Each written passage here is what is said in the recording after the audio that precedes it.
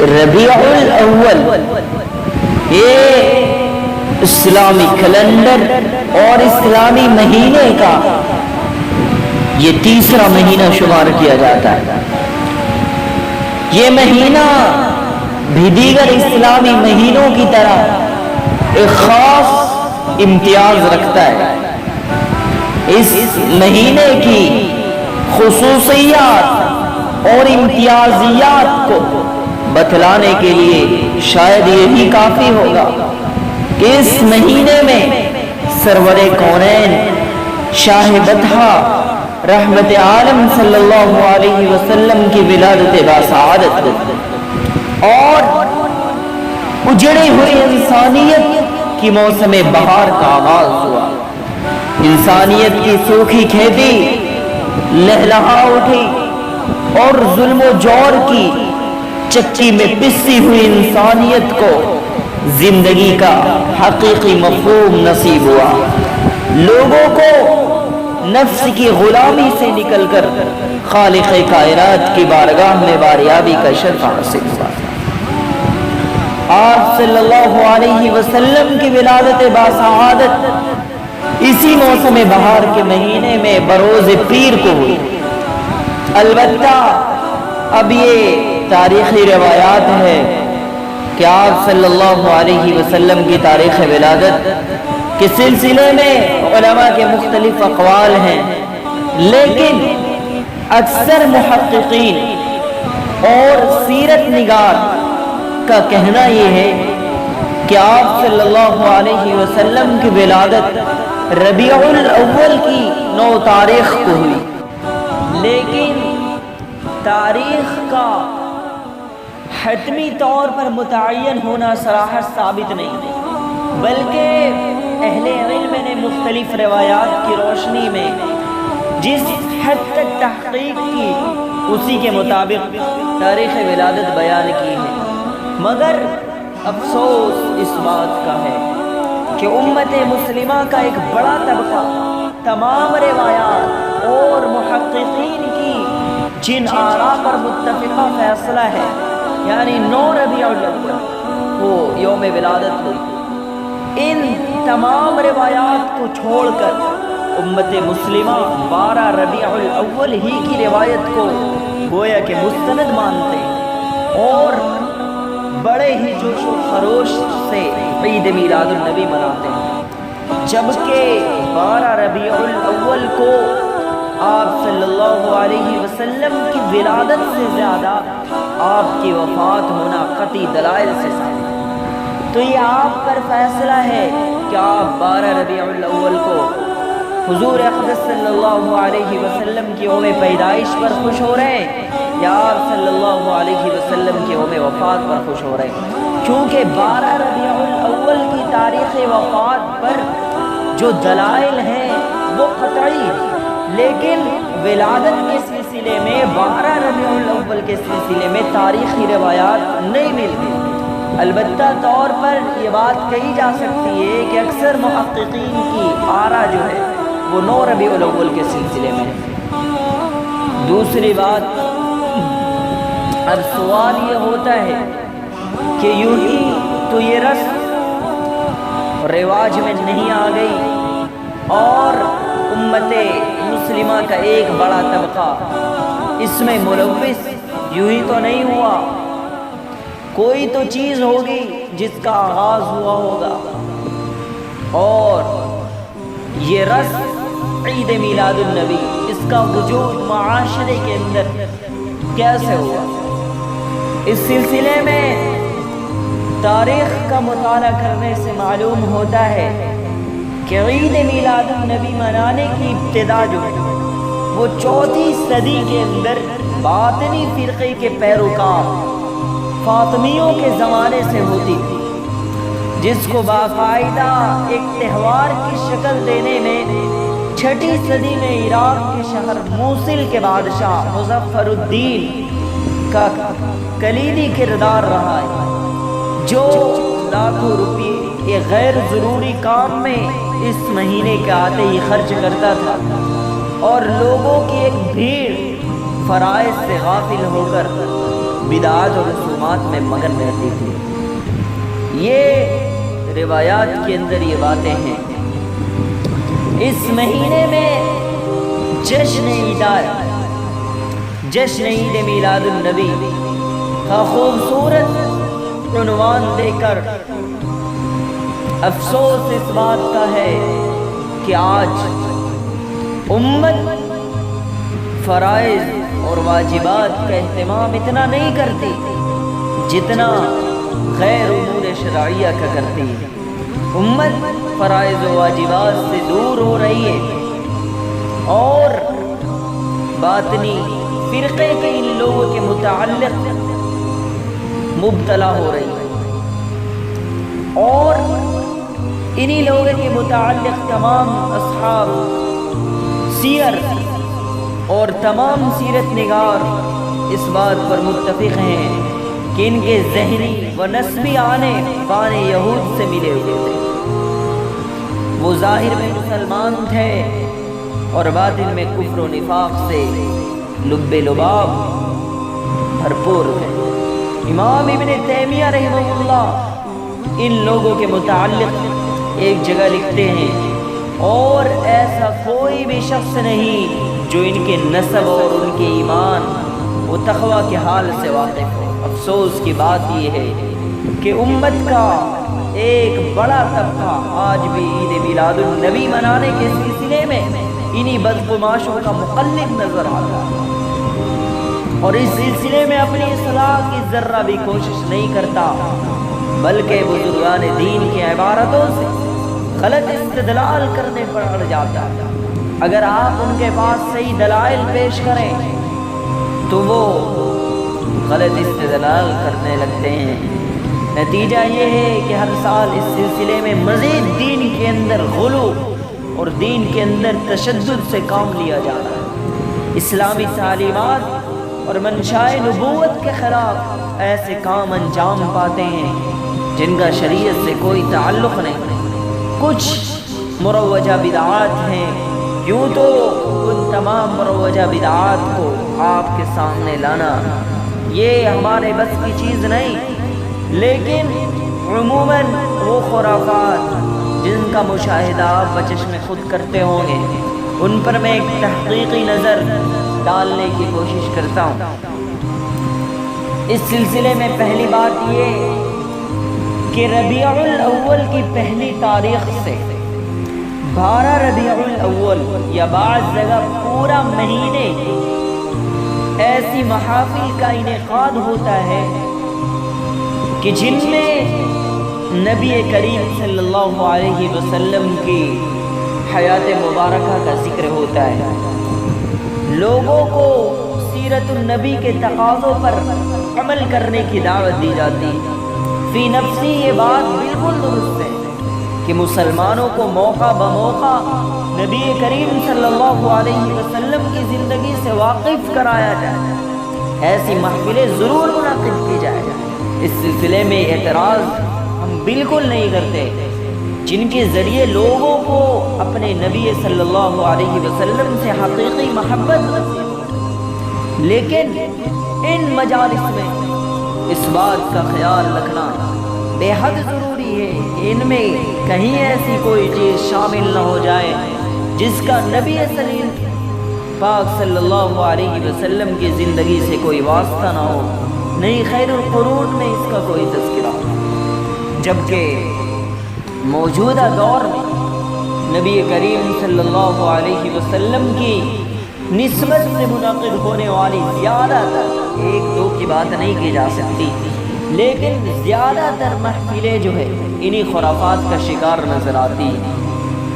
کہ جن کا اگر معائنہ کیا جائے تو وہ مزاج نبوت کے سراسر خلاف ہے۔ ان محافل میں سیرت النبی کا مقام وہ پیغام بتلانے کے بجائے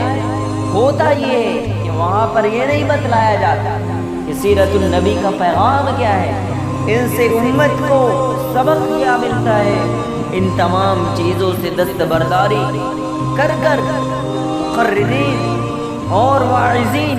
غیر معیاری شعر و سخن پر زیادہ زور دیا جاتا ہے، نبی اکرم صلی اللہ علیہ وسلم سے منعقد ہونے والی محفل میں سنجیدگی اور خاموشی کے ساتھ بیٹھ کر کچھ سننے کے بجائے ایک بڑی تعداد ٹھٹے بازیوں میں مست رہتی ہے، مذاق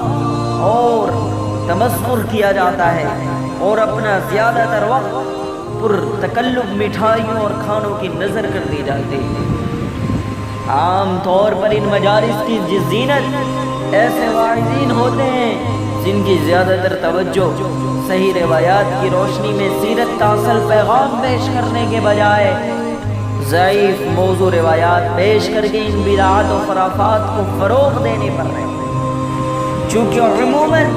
عشاء کے بعد ہی ایسی مجلسیں منعقد ہوتی ہے، اس لیے دیر رات 12 بج جاتی ہیں، ایک بڑی تعداد ایسی بھی موجود ہوتی ہے جو صبح فجر کی نماز سے محروم ہو جاتی ہے۔ بھئی اس عبادت سے کیا فائدہ کہ جب آپ کی فجر کی نماز ترک ہو رہی ہو اور اس کا یہ عقیدہ ہوتا ہے کہ فرائض میں کوتاہی کے بجائے، اور اگر ہمیں فرض میں کوتاہی ہوئی تو ان کے بدلے میں اگر ہم ان مجالس میں شرکت کر لیں تو ہمارے لیے نجات کے لیے کافی ہو جائے گا۔ یہی وجہ ہوتی کہ آج ان مجالس سے وہ نفع نہیں پہنچتا جو مقصود تھا۔ اگر یہ واقعتاً کوئی دینی مجلس ہوتی، اگر 100% کے لوگوں کو نفع نہیں ہوتا تو کم سے کم 10-15% کے لوگ کو نفع ضرور ہوتا، لیکن 1% کے لوگ بھی دکھا دیں کہ جنہوں نے عید میلاد النبی منعقد کر کر لوگوں کی اصلاح، ایسی کوئی شخص اس بات کا دعویٰ نہیں کر سکتا، بلکہ ان کے ذریعے غیر شرعی باتوں کو فروغ ملتا ہے۔ اسی لیے آپ صلی اللہ علیہ وسلم کی نسبت سے منعقد ہونے والی ایسی مجالس کو علماء اہل سنت والجماعت مناسب نہیں سمجھتے کہ جن کے اندر خیر کے تمام پہلو کو مد نظر کر کر شر کے مقابل کے پہلو زیادہ شامل ہو جاتے ہیں۔ مشہور عالم دین علامہ ابن الحجاج رحمہ اللہ اس سلسلے میں فرماتے ہیں کہ کیا تم نہیں دیکھتے ان لوگوں نے سنت مطہرہ کے خلاف ورزی کی اور میلاد محض اسی پر اکتفا نہیں کیا کہ صرف عید میلاد النبی منایا، بلکہ اس کے ساتھ مزید خرافات کا انبار لگایا۔ خوشبخت ہے وہ انسان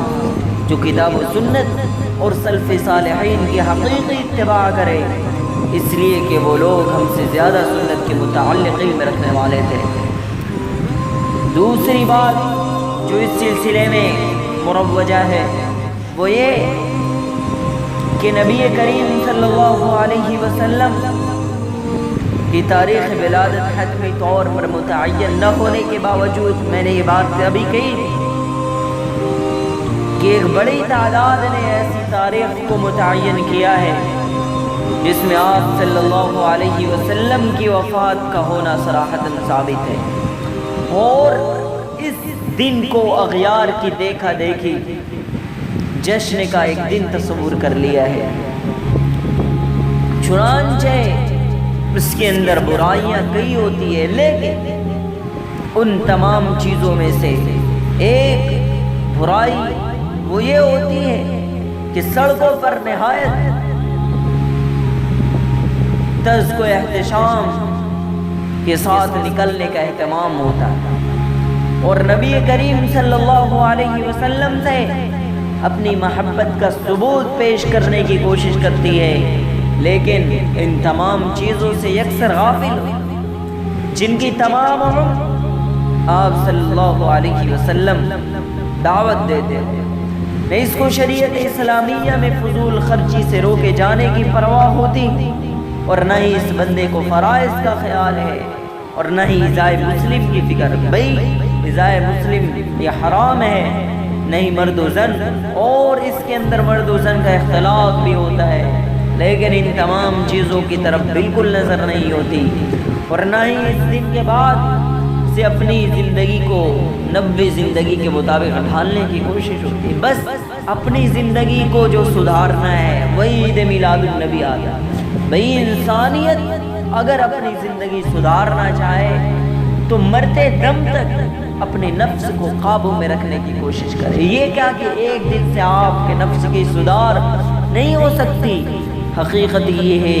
کہ یہ تمام چیزیں جو کی جاتی ہے سوائے تفریح اور طبعی تفریح کے سوا کچھ نہیں ہے۔ یہی وجہ ہے کہ بعض جگہ ان جلوس میں ایسے مسلم نوجوان بھی ہوتے ہیں جو اس دن شراب کو اپنے لیے حلال سمجھتے ہیں، فحاشی کو غلط تصور نہیں کرتے، بسا اوقات جلوس میں ایسی چیزوں کی تصویریں بنا کر داد و تحسین حاصل کرنے کی کوشش کرتے ہیں جن سے انسان کی گمراہی کا کھلا ثبوت فراہم ہوتا ہے۔ تیسری بات اس سلسلے میں وہ یہ کہ 12 ربیع الاول کے موقع پر ایک تصور یہ بھی عام ہو گیا ہے کہ ہر گھر کی چھت پر ہری جھنڈی نصب کی جائے۔ اس جھنڈی کے اندر بعض جگہ کلمہ لکھا ہوا ہوتا ہے اور بعض جگہ شرکیہ اشعار یا کفریہ الفاظ بھی ہوتے ہیں۔ اس کا فائدہ یہ بیان کیا جاتا ہے کہ جو شخص اس کو نصب کرنے کا اہتمام کرے گا روز محشر اس کو اس جھنڈی کا سایہ نصیب ہوگا۔ بہت افسوس کی بات ہے کہ نہ جانے یہ لوگ اس طرح کی روایات کہاں سے گڑھ کر لاتے ہیں، جبکہ صحیح حدیث سے معلوم ہوتا ہے کہ روز محشر میں صرف 7 قسم کے لوگوں کو سایہ نصیب ہوگا اور وہ سایہ بھی عرش کا ہوگا۔ حقیقت یہ ہے کہ جس ہری جھنڈی کا شدت کے ساتھ اہتمام کیا جاتا ہے اس کا تذکرہ نہ حدیث سے ملتا ہے اور نہ ہی صحابہ کرام کے اقوال و افعال سے ملتا ہے، نہ تاریخ و سیرت کی معتبر کتابوں میں ملتا ہے، تو یہ کیسے مانا جا سکتا ہے کہ ہری جھنڈی کا نصب کرنا یہ نبی صلی اللہ علیہ وسلم کی محبت کی علامت اور اس سے ایمان کو تازگی ملتی ہے؟ بلکہ اگر غور سے کام لیا جائے تو گویا کہ اسلام کا مذاق ہے، اسلام کی توہین ہے۔ خدا را اسلام کو بدنام نہ کریں۔ اگر آپ خود بدنام ہو تو اپنے بدنام ہونے کے لیے اسلام پر کیچڑ نہ اچھالیں، اور کیونکہ اس سے غیر مسلم اقوام کو کیا سبق حاصل ہوگا کہ آپ روڈوں اور سڑکوں پر جام لگا دیں۔ مسلمانوں کو تکلیف، پوری امت مسلمہ کو تکلیف ہوتی ہے، ڈھول تاشے بجائے جاتے ہیں، ڈی جے، ان تمام چیزوں کا قیام عمل میں لایا جاتا ہے۔ یوں تو یہ تمام چیزیں پہلے سے ہی حرام ہیں، لیکن جب ان کا تعلق عید میلاد النبی اور یوم ولادت کے ساتھ کیا جاتا ہے تو ان گناہوں کے اندر مزید اضافہ ہو جاتا ہے۔ اور آخر میں جو عرض کرنا چاہتا ہوں وہ یہ کہ مسلمانوں کی ایک اکثریت جو صحیح فہم بھی رکھتی ہے وہ بھی ان میں مبتلا ہے کہ وہ 12 ربیع الاول کو اکثر مکاتب کے اندر چھٹی کر دیا جاتا ہے۔ اس دن کو ایک اسلامی تہوار کی طرح منائی جاتی ہے اور جوش و خروش کا خوب مظاہرہ کرتی ہے۔ ایک بڑی تعداد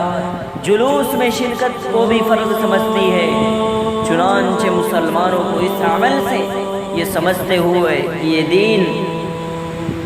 کے اندر اس دن کو سرکار کی جانب سے چھٹی کا دن قرار دے گیا۔ یہی وجہ ہے کہ اس دن ہندوستان کے تمام سرکاری ادارے بند رہتے ہیں اور بڑی حد تک غیر سرکاری اداروں میں بھی تعطیل دیتی ہے، لیکن اس کا یہ مقصد ہرگز نہیں کہ یہ دن جشن منانے کے لیے فارغ کر لیا جائے، بلکہ مناسب اور وقت کا تقاضا یہ ہے کہ حالات تو پہلے سے برے ہیں، اپنی اصلاح کی فکر کریں۔ آج وہ علماء بھی موجود ہیں جو اپنے پیٹ کے لیے حقائق بیان نہیں کرتے، وہ یہ سوچتے ہیں کہ اگر ہم حقیقت کو بیان کریں گے تو پھر ہمارے پیٹ کا جو نظام ہے وہ چل نہیں پائے گا، لہذا وہ اپنی چند کوڑیوں کی وجہ سے، چند پیسوں کی وجہ سے صحیح باتوں کو لوگوں کے سامنے بیان نہیں کرتے۔ میں ان سے بہت ہی مخلصانہ عرض کرنا چاہوں گا کہ دنیا یہ مختصر ہے اور اس کی زندگی چند لمحے کے لیے ہے، کوئی معلوم نہیں کہ آپ دنیا سے کب تجاوز کر جائیں۔ خود اپنے عقائد کو صحیح کرنے کی کوشش کریں، لوگوں کو بھی گمراہ نہ کریں۔ آج امت کو ضرورت ہے کہ وہ یا تو علم حاصل کریں، اور اگر وہ علم حاصل نہیں کر سکتے تو کسی اچھے قائد اور ایک اچھے رہنما کی تلاش کریں، جن کی قیادت میں آپ ایک مسلمانہ زندگی گزار سکے اور ایک انسان بن سکے۔ آج جب کہ دنیا بدعت و ضلالت میں مبتلا ہے، ایسے صورت میں ہر شخص پر یہ ذمہ داری عائد ہوتی ہے کہ وہ اپنی اصلاح ضرور کر لیا کرے، کیونکہ یہ وہ باتیں ہوتی ہے کہ جس کو انسان گناہ ہی نہیں سمجھتا، اور ظاہر ہے کہ جب کسی گناہ کو گناہ ہی نہ سمجھا جائے پھر اس سے توبہ ناممکن۔ تو لہٰذا ضرورت اور وقت کا تقاضا یہ ہے کہ ہم توبہ کر لیں اور ان تمام گناہوں سے اجتناب کریں، اپنے گھر والوں کو بھی اس سے محفوظ رکھیں، اور جو بھی آپ کے احباب ہیں ان کے متعلق بھی آپ یہ کہیں کہ آپ ان سے بچیں۔ اللہ ہم سب کو صحیح سمجھ عطا